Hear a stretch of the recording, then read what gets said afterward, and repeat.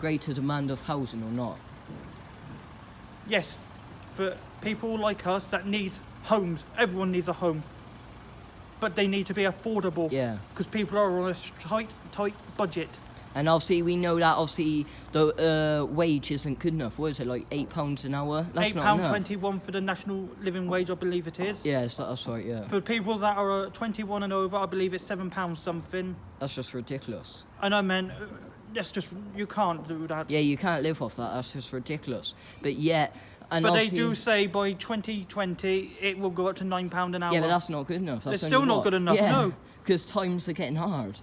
But obviously the council, for example, they've put taxes up, I believe, what is it, like, I'd say about £100 a year extra. So that's a lot to some people, isn't it? What could go, I don't know, say towards food. So basically they're taking it away from people. Why do you think people have got to go to the food bank? Yeah, because the council's taking it all away from them by putting higher taxes, higher rent, higher, I don't know, whatever you pay. They only care about the wealthiest, ones that's got the money. Indeed, feeds the money, really, innit? The greedy rich, I like to call them. You look at it. Look at a football player. Jeez. They are on so much money, you don't need that much money. You might get a good job, but they will make more money than that good job that you're all in. I say it needs to cut down, big time. Yeah. So, Matt, what's your view on immigration? Do you reckon it's a major effect on housing? Well, it does have an effect, and when times are difficult anyway, you know, you can't just keep, you know, think of a glass of water. You know, if you keep pouring water in and it's full, you don't keep pouring more water in, do you? No. You know, you need to have a balance. A balance, absolutely. Like control. And it's difficult enough as it is. Yeah, with housing. You know, even without mass immigration, but absolutely, the numbers need to go down. Of course, there are many different reasons why we need to reduce it, and of course, need a fairer system as well. But you know, it does have an effect. People say it doesn't. Of course, it does. It's numbers. People have to live somewhere, and unless you go green and then live in tents. I don't think it's wrong to say that your own citizens come first. There's nothing wrong with saying that. So, would you say do more things green? So, for example, look at all this concrete everywhere, yeah? All of this concrete. Instead of doing that, do you think maybe we could have, like, I don't know, more mud, you know, more nature? And obviously, say, I don't know, build better buildings, not like concrete, which obviously is destroying. You got to think, yeah, okay then, I read on the local paper, 70% of obviously nature, wildlife, everything has disappeared since 1970. Now that's a lot, isn't it?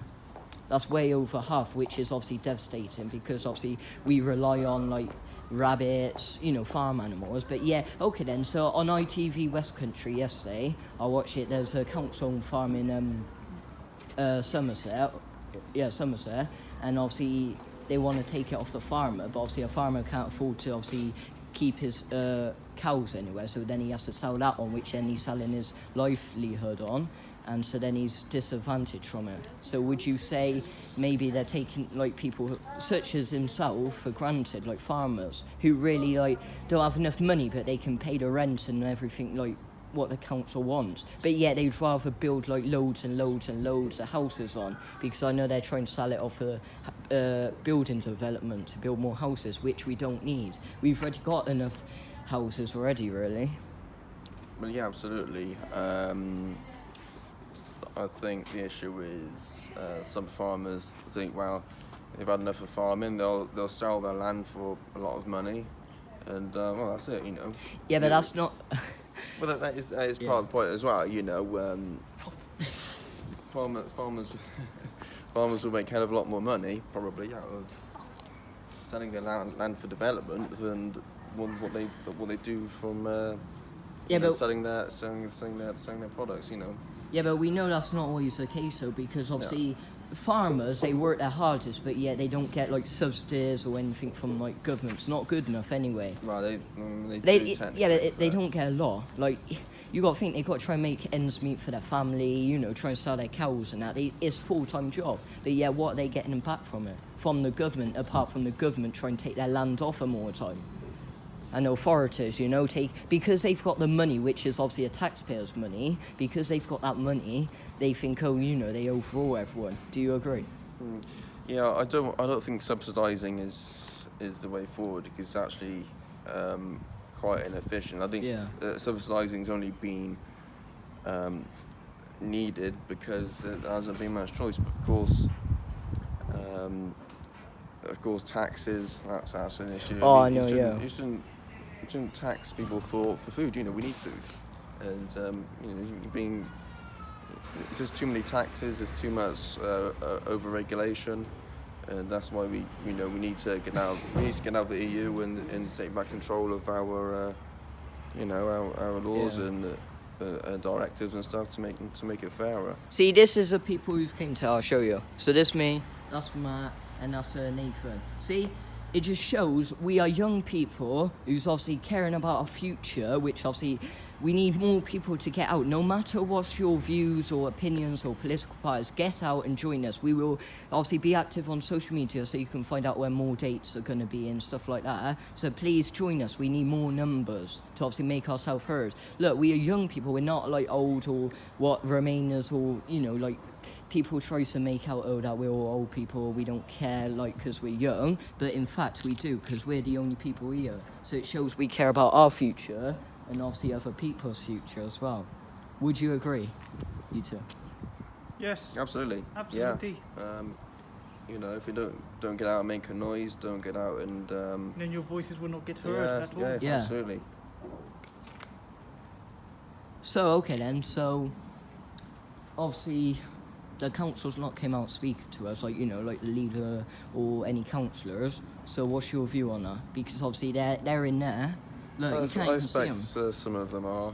No, but the thing is, they're not be able to see you, so they can't hear your voice or anything. So, do you reckon it'd be worth organising a day where we have a little protest here, and then obviously we go in for like a meeting or so with the leader of the council and that, and the committee for obviously environment, building? Yeah, it might be worth organising a meeting, to have a discussion. But we need more things. numbers, though, don't we? Yeah, what do you think? A public meeting? Yeah, You I know, reckon. so I say a public meeting at a community centre. Yeah. Or somewhere that's big enough to hold everyone. They can have their say. And then we should be able to vote as well on this housing development. Exactly. And then if Give say, it to the people's voice. Yeah, that's the thing. They don't give it to people's voice. They're just obviously they're in there debating themselves, but yet they don't consult anyone. For example, my councillors or anything has never came around knocking on doors saying, "Oh, you know, do you agree with it? You know?" And when I've emailed him, I got nothing back. I've received no emails back. But then shouldn't they be emailing back because it's a public servant? If you like. No, there's only one person I will say in my area